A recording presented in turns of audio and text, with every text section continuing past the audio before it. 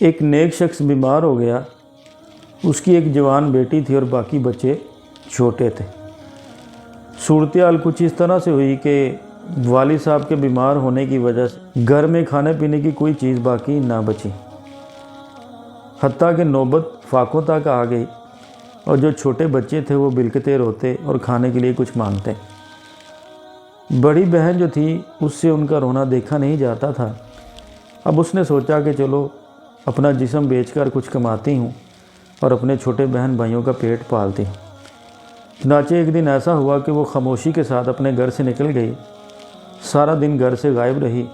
اس کے والد صاحب بھی بڑے پریشان رہے کہ ایک تو بیمار ہوں اور بیٹی نہ جانے کہاں چلی گئی۔ آخرکار شام ہوئی۔ کافی دیر کے بعد رات کو لیٹ نائٹ وہ بیٹی واپس آئی تو والد صاحب نے پوچھا کہ بیٹی کہاں گئی تھی، سارا دن کہاں گزارا؟ بیٹی کی شرم سے آنکھیں جھک گئیں اور اپنی ساری بات والد صاحب کو بتا دی کہ اپنا جسم فروشی کرنے کے لیے گھر سے نکلی تھی تاکہ کچھ پیسے کماؤں اور اپنے چھوٹے بہن بھائیوں کا پیٹ پالوں۔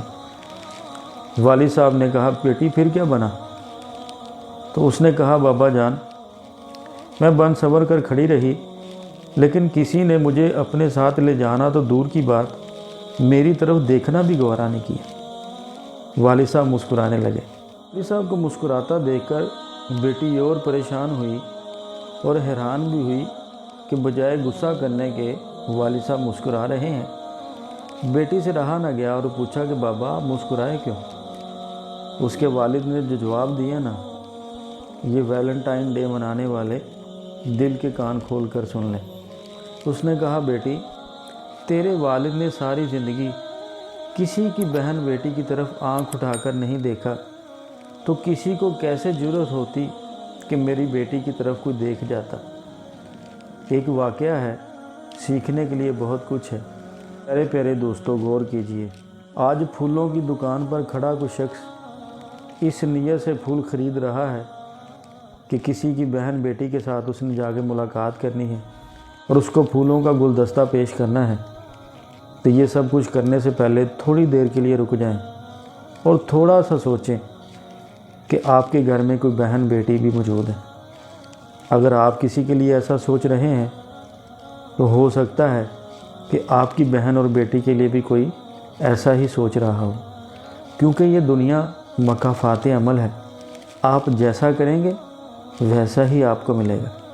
اگر آپ کسی اسکول کے گیٹ پر، کسی چوک میں، کسی گلی کی نکڑ پر کھڑے ہو کر آنے جانے والیوں کو تاڑ رہے ہیں اور کسی کے انتظار میں ہیں، تو یاد رکھیے گا آپ کی بہن، آپ کی بیٹی، وہ بھی کسی اسکول جاتی ہوگی، کسی چوک سے گزرتی ہوگی، کسی گلی سے نکلتی ہوگی۔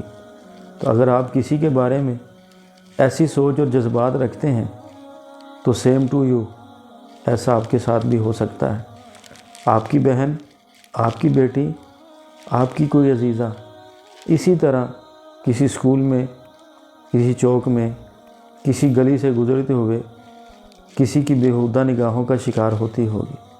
اللہ تعالیٰ مجھے اور آپ کو ایسے بیہودہ کاموں سے بچنے کی توفیق عطا فرمائے۔ تھوڑا نہیں، پورا سوچیں۔